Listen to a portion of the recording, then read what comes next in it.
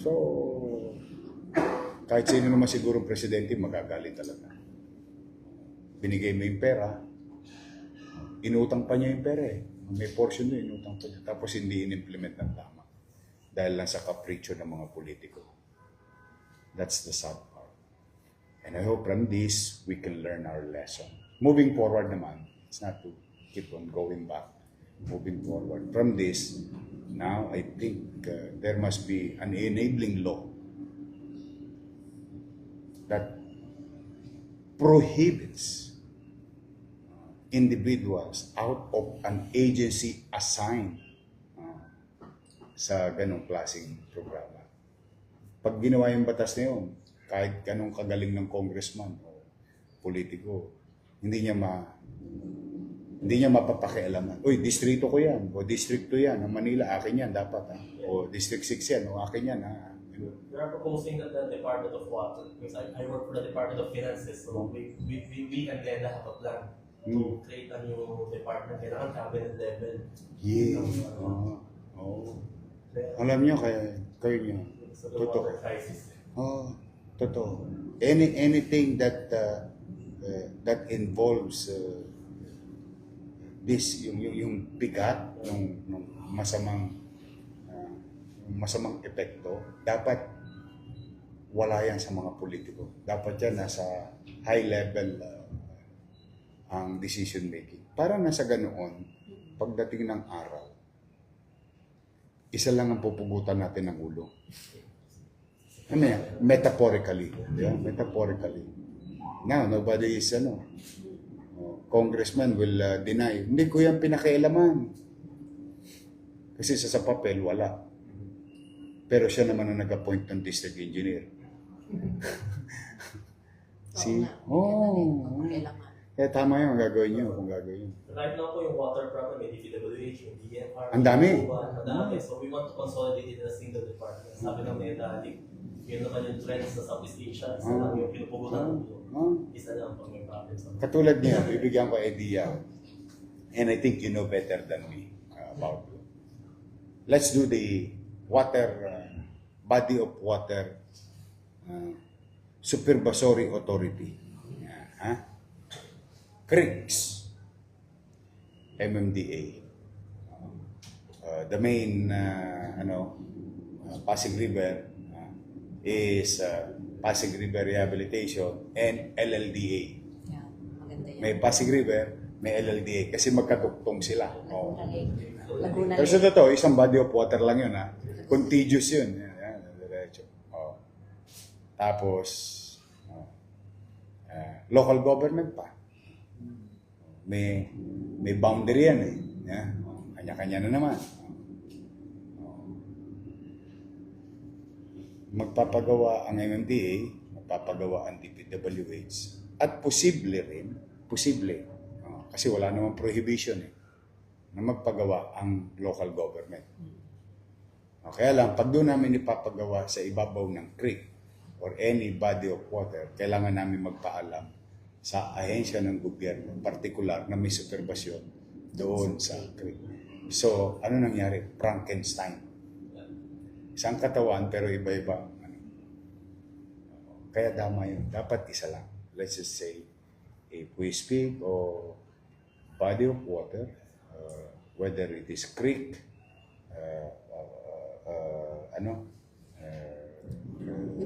river, estero, dalampasigan, hindi, wala, or lake, or dalampasigan. Ibig sabihin, in the absence of port. Yeah? O dapat, inaayos na nila yun. Isang ahensya ng gobyerno. Kasi ang Singapore, it's the worst river in the world. Noong 1950s. Noong 1960s. But Lee Kuan Yew really moved heaven and earth and redirect and created enabling law that defines supervision and authority of any agency or a person. Kaya isa lang ang nananagot. Wala nang multi-agency. Pansinin mo ngayon, sabi ko, pag gumawa ng program. Oh. Tapos yung yan dapat sa NEDA.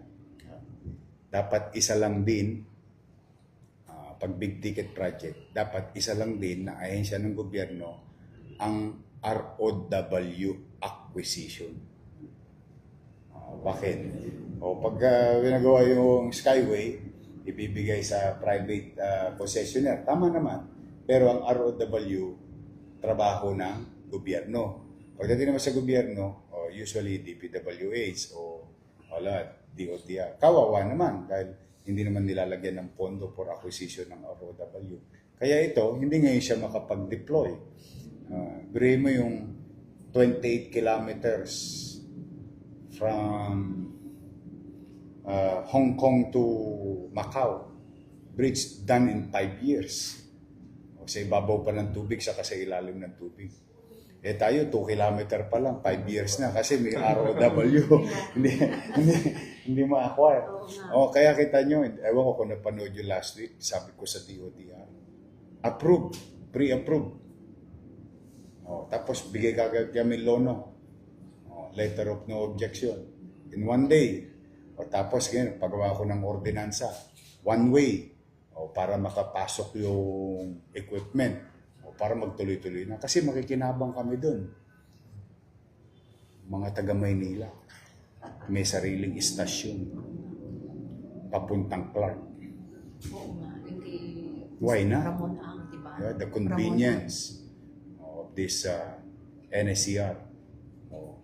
And I used to be the chairman of that and president, North Trail. Every week, that was like 10 years ago or less. Ngayon, 2 years sila na delay before I assume. Pag-assume ko, isang araw lang sila nagpunta lahat dito. Lahat yung mga minimum required, approve. Layak. Okay. Pirma. There's nothing to study here. I think the engineers, ano naman naging sukli namin? Yung mga ininyero, arkitekto, noong plano, inusog ng konti yung release. Hindi ngayon nag-iba yung mga private property rito. They were saved. And when we save a lot of taxpayers' money. Kasi we have to acquire it, ROW. So yun, yung isa pa problema ng big ticket project, ROW. Ayok nga, no? Sana may mga buhat patas. Pero actually, ako narinig ko, they're commending you for your fast action. Yeah. Tulad yung mga kinukwento mo. Oo, Pero bilis. meron tayong common friend, kausap ko lang a week ago, meron daw siyang investor na nag-renta sa kanya 6 months, 7 months, hindi na-approve yung business license. Dumating dito, 1 hour lang. Oo, pinatawag mo daw lahat. Lahat. I think I remember that. That is Medlog, if I'm not mistaken. Pero yung one of the biggest investor na Okay, Medlog is one of the biggest shipping companies. Even in the city for like 11 months or 10 months. And they were not given a permit. And they're paying permit, like business permit. But they need the zoning. But the Yung during, pag the past administration, ang hirap kumuha sa zoning. Ayan. Biktima. Dapat. Talagang dami na biktima. Dapat through email lang sila nag-entertain. alam niya yung mga investors. Through email lang. Ayaw nilang, papuntahan ka, ano bang problem? Through email lang po. Tapos, Bago kwento yun at bago ko dagdagan ng asin yung sugat sa iyo. Meron dito, kakalistang ni Yusek Mark. Kasamahan ko rin yun sa DOTR. Siya, dati gusto niya, meron siyang funeral parlor. Papasok siya sa isang bagong industry, niche market. Magtatayo siya ng funeral parlor para sa mga pet. meron na yan kami isa sa Banawi. Ayun nga, ito sa Meron kami Manila. Sa Manila naman. For so many months, hindi siya ina-approve. When she visited here, sabi ko, ba't hindi mo na ituloy? Nakakayamot kayo. Ang hirap nyo sa zoning. Correct. Nayayamot yung negosyo. Pero sabi ko, gigil ka pa bang gawin? Eh, syempre, I like it. You know. O, sige, gawin mo. That was last week. O, kanina, sa Wednesday yung usapan na, punta ka rito ng Wednesday, punta mo si Engineer Andres, punta mo si Yusek Mark. Yeah, about a few minutes ago, bago kayo umalis, kanina kasi PCCI, no? Yun. Natanggap na ng babae, nag-text na sa akin yung negosyante. Oh, may zoning na siya. Tayo yung investment kasi din, yung ma-create na employment. Jobs. Oo.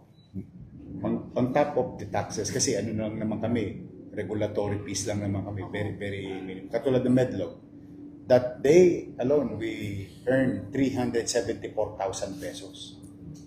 Due sa sana yun, 11 months ago. Ang dami ng paracetamol no. Amoxicillin. I mean, you know, that's the purpose of it.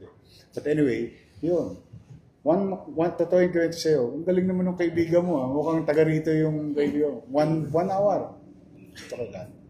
Kuya sa isa. Sabi ko, are you familiar with the place? Opo. Ano zoning? Industrial. Opo. Anong problema natin? Industrial business naman yung kanya. Ang galing. Kasi bago na eh. Tinanggal ko lahat yung sa zoning. Okay. It's a new set of people. Hindi na po yung i-email sa Basta, email. basta, Yung email. awa naman ng Diyos. Awa naman ng Diyos. Last July, we've registered 1,500 new businesses in just 1 month. And that will generate 1,500 jobs. Kung isang empleyado lang ang kukunin. Yun yung sasabi, yung multiplier effect niya. And pag ang tao may hanap buhay, bibihirang mamimerwisyo ng kapwa niya. That's true. And the peace and order will Okay. naturally die its Chain chain reaction. Nabalita ko pala yun. Malaki yun, ha? Si Aileen nagkwento. Oo, ang laki nun. Medlo. And that week, they're about to pull out pala. That week. Buti na lang talaga.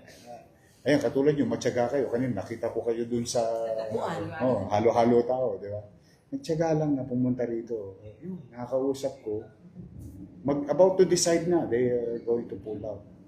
Imagine the reflection ng Parang sinabihan ng ata yung investor na, sabi nila ha, paupo na si Yorme. Oo. Pagpo, sige, try na. That was, I think 2 weeks or 3 weeks upon assumption. Mas gulat na gulat daw yung mga investors. Paano ito nangyari? We've been waiting for the longest time. Tapos ikaw pumasok. Si Yorme, 1 day tapos. 1 day. May SOA sila, 1 day. The following day, nag-issue sila ng manager's check. Talaga eh. It's the way. Talagang ano. Yeah, okay. That will make a difference. I hope also my fellow workers, I hope, yung mindset kasi matagal ihulma yun eh. Talagang lilihain mo yung mindset ng tao. Doon naman, I'm also grateful to them na babago-bago. You lead by example. So I think it will necessarily follow. Katulad ng pagiging workaholic mo. Kaya wala talagang, halos lahat na nakakausap ko, yun din ang sinasabi. So I think the people under you will also follow suit because nahiya kami sa boss namin or sa leader namin. So it's a very good. Kasi para akong sinisilihan sa puwet eh. Pag wala akong ginagawa. So parang ang dami kasi atang, like, when we left, parang maayos na, maganda na eh. Tapos biglang after 3 years, total, Wala, ang pangit. Sa baboy. kailangan mo talaga ayos. Saka yung fiscal, Ayun nga. mas yun, hirap.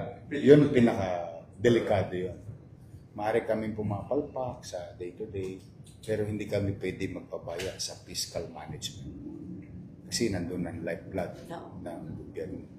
Doon mapupunta yung hiringgilya, yung latex, yung benda.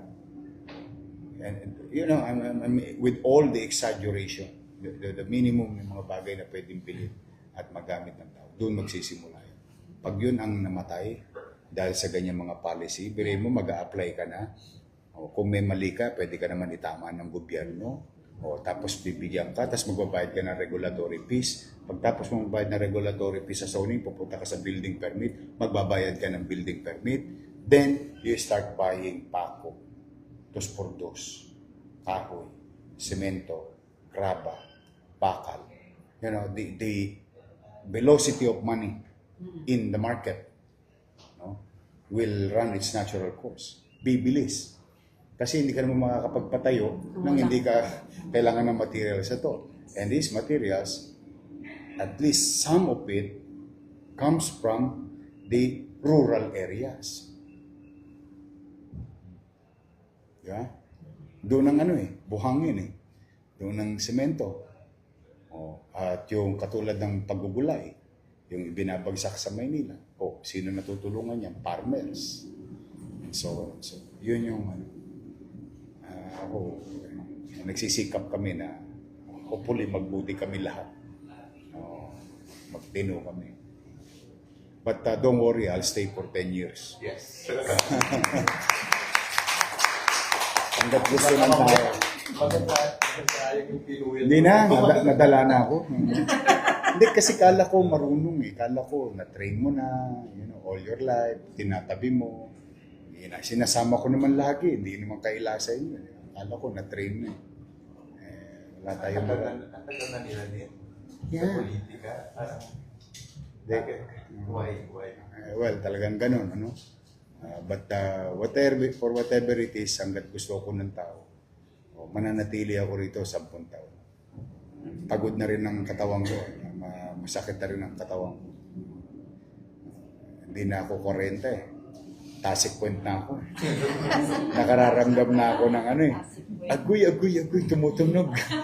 Alam mo, isa pagmalim, yung yuko.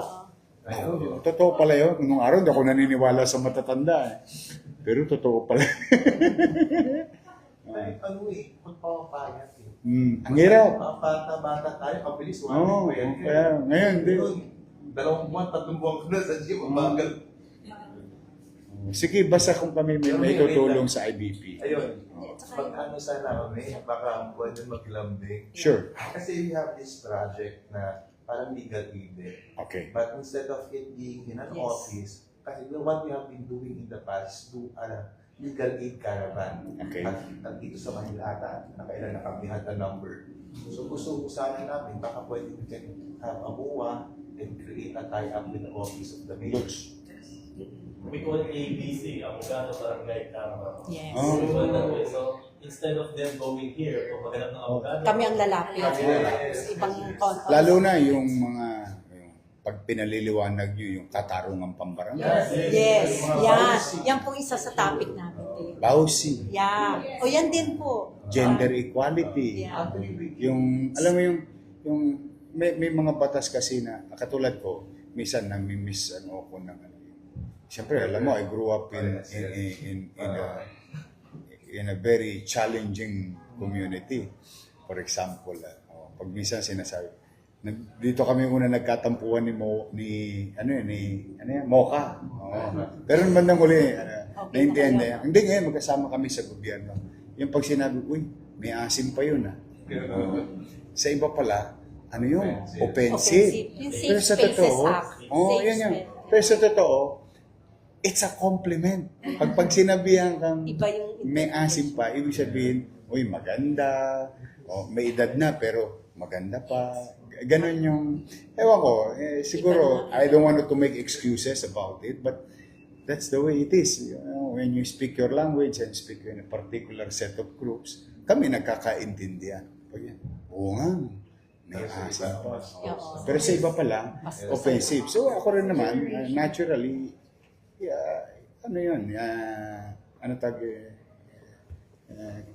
nililiha ko din.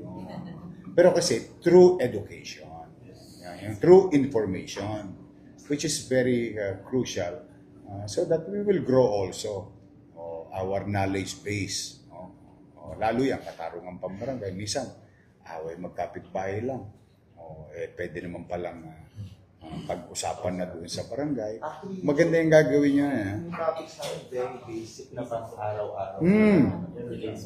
At saka include na natin ang legal counseling, kung anong may mga katanungan sila sa batas. On top of that po, we can also conduct career inspirational talks din po sa Para mga ma-inspire din yung mga natin bata. universities, ganyan po BLM, yung mga kung gusto po nila. Graduating class. Yes po, graduating classes po. Lalo na yung communication ability nila. Yes po. Maring magaling sila academically, pero yung social skills nila Yes po. na-challenge. Feeling for them. Plus, also, if you want, if there's anything that Okay you yan, can ah. do or assist, Yeah. just let us know. We can include it in the book. Kaya mga Lutz, ikaw na gumawa, mag-usap na kayo. But I like it. Actually, kanina, Mayor, galing din sa akin yung Parole and Probation Office. Nagpupunta naman sila sa anong tawag dyan? Kinuwento nila sa akin yan. Pupunta sila sa, hindi pala. Sino ba yun? May grupo rin ng mga lawyers nagpupunta sa kulungan. Baka kami yun. Kayo rin yun. Yung Parole and Probation Office, gusto kasi nilang magkaroon ng education din tungkol dun sa, kasi meron tayong community service. Yes. Pero problema kasi yung ating mga barangay, parang hindi sila aware dun sa community service. Kung inassign ng judge sa kanila na itong mga preso na to, kaysa ikulong sila, idagdag sila sa Community service sila. community service nila. Yes. Pero Alam hindi mo- alam ng mga chairman kung anong gagawin. Alam mo yung mga taong bayan na nanonood sa akin sa Facebook, sa mga post namin, alam mo lagi nilang hinihingi. Sana yan, pag community service nyo man lang yan. May mga taong alam pa yung community service as a form of penalty. Oh. Kaya lang, walang nagpapatupad ng ano. Correct. Kaya gusto nga nila ng may mag-trade sa mga barangay Oh, ganda yan. natin na yun. Ang tawag, 896 barangays, 100 zone. So you can cater per zone. Like per zone would amount to more or less 100, 120 on average. Individuals. Individuals yan. Pagawad, secretary, treasurer, Sa XO. Ilocon, tagapamayapan. Nag-zone 80 tayo, nag-barangay caravan tayo. Zone. Zone 80 sa, Tama yan. sa zone 80. Mas maganda kasi pag zone. Oo. Yung Marami. value for money Yeah. and value for time. Mga Tapos 200 malaking sila geography ang in a map. Pag tinanong mo yung zona, malaki yung nasasakop mo. Okay yun. Sige, I'm looking forward signing the MOA with you. Okay. Tapos yan, yung kaya. Hindi, antabayanan ko na lang yung MOA. Gawin na natin. Si Lutz kasi, kaya napunta sa akin. no, si Lutz is my lawyer since I was a counselor then. Okay. After graduation niya, a few years after, sa akin na siya nagtrabaho. At ang naging trabaho niya sa opisina ko, bukod sa LSSO, legal officer ko siya, nagbibigay siya ng legal free service. Okay. Kaya praktisado si Lutz doon sa gusto niyong gawin. Marami rin siya nakaharap na tutulungan namin. Lalo na yung mga expropriation proceedings namin. Mahilig kasi ako mamili ng lupa. Yung land for the landless. Kasi may pera. Gustong gusto ko yun. Kaya makita mo, in-city vertical housing. Yun yung kay Lee Kuan Yew. Yes. Yun yung condominium, San Lazaro residence, and so on and so forth. Tapos, yun, land for the landless, actual na yun. Kung wala as is where is, yun, gagawa ko rin yun. Si Lutz dati yun, nagagawa ko ng Saka yung school ordinance. ninyo, daming humanga. Yung Albert Elementary School, remember? Nakita mo na yung Manila Science? Albert, Yung Albert doon kasi kami Almario. election. Oo. Ganda. aircon. Oo, tapos Parang elevator. private. Oo, galing. Pero yung ang tagal pa nung Would you imagine, no? Pwede pala yun. Kasi lagi ko sinasabi, mas mayaman ang gobyerno kaysa negosyante. Kasi negosyante, kailangan yung ininvest niyang pera, bumalik, magkaroon ng ROI. Ang gobyerno, pag ginastos niya ang pera ngayon, next year sigurado may pera siya ulit. Masama man ang panahon o hindi, sigurado magkakapera ulit ang gobyerno. Kaya sabi ko sa kanila, minsan ninyo na lang gagawin. Gawin na nating tama. At sa long term. Di ba sabi ko sa inyo kanina, Band-Aid, midterm, and long term. Band-Aid sa day-to-day, you apprehend suspects, those who commit crimes, or the long-term solution is to continue the police visibility or access of our policemen to the roads and all equipments and so on and so forth. Di ba? So that's how you do it. That's the day-to-day, the band aid. Huli ka ng huli. Yeah, okay. Pero naturally, pag became habit. In this case, when you build 10, 15 years ng inaabatan mo yung population growth. Because population growth will continue and time it will catch up with you. Ang hirap mag-build, matagal. In fact, habang nagkukwentuhan tayo dito, may pinanganganak kayo. And 7 years from now, he or she will occupy a space in our public school. Kaya yung swerte yung mga taga-Sampaloc na yun. In the next 10, 15 years, Okay, sir. yung student-teacher ratio, they will continue to enjoy. So, kita mo yung gymnasium, aircon, ganda. may auditorium. Ang laki. Wala nang auditorium sa quadrangle. Kasi sa quadrangle, umilahos yung mga chinchansu. Yung mga Natasha. Ito, meron na sila. Sunod na yung magsaysay. Yun, nasa tanong ko nga yung magsaysay. Kasi mas nauna Tagal pa eh. raw yung magsaysay kaysa sa Albert. Bakit daw yung Albert na una kaysa sa kay magsaysay? Natapos ko yung Albert Oo. bago ako umalis. Nasimulan ko yung magsaysay. Hindi. Anong ginawa natin, Albert? Pandemya pa. 2 years lang. Hindi, pero sabi ko, I committed. Naghahanap na ako ng pera para doon sa 6, 7, 8, 9, 10. Tapos, pag nadali na namin, gusto ko by December 2026. Ano na siya?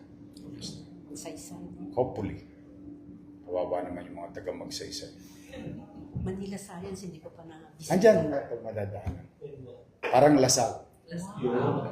Tapos na. Matagal na. Oh. Hindi ko pa nadadaanan kasi. Almario sa Tondo. Ganun. Natutuwa ako, Yorme, when I listen to you. Pag nagsabi ka na ng cause and various effects. Kasi the first time we met was 15 years ago. I asked for something. Tapos, in-explain mo sa akin yung sa Dibo pang issue. Yes. It's a very simple problem or issue. Pero na-explain mo sa akin na apektado ultimo sidecar, tricycle driver. Oo nga, no? We're just looking at the big picture, pero ang dami palang various. Yes. May mga variances. And now I'm listening to you, it's still the same. Parang we are in na lahat may epekto, di ba? Katulad nun, pinangako ko sa mga aalisin ko yan. Pero ibigay natin 7 years. Who said 7 years? The scientists. Who's scientists? Socio-scientists. And the economists. Why? Because pag gradual mo, hindi magja-jack up yung shortage. Because when you cut it down, shortage lalaki. Kasi may shortage pa tayo. Lalong lalaki. Bakit? May absence eh. Ano ngayon ang mangyari? Demand. Supply. Patay na. Ikot na hanggang langit na presyo. Kawawa ang ordinaryong tao. Tapos naturally, tatamaan na tayo kahit yung lalo middle class. Kasi middle class ang nagkokotse. Yung gasolina, Diyos ko, wagas. Sa isang taon yata, 3 piso, 4 na piso isang taon eh. Anyway, sige, I don't want to take much of your time. I'm happy and thank you very much. Basta excited ako rito. And thank you for thinking of Manila doing such service for our people. Thank you. Yes. Halika, pa-picture tayo. Picture na tayo. Ay, sama kayo rito, Senior. Halika. Halika, Tony Lutz. Mamaya, papakita ko kayo. Halika.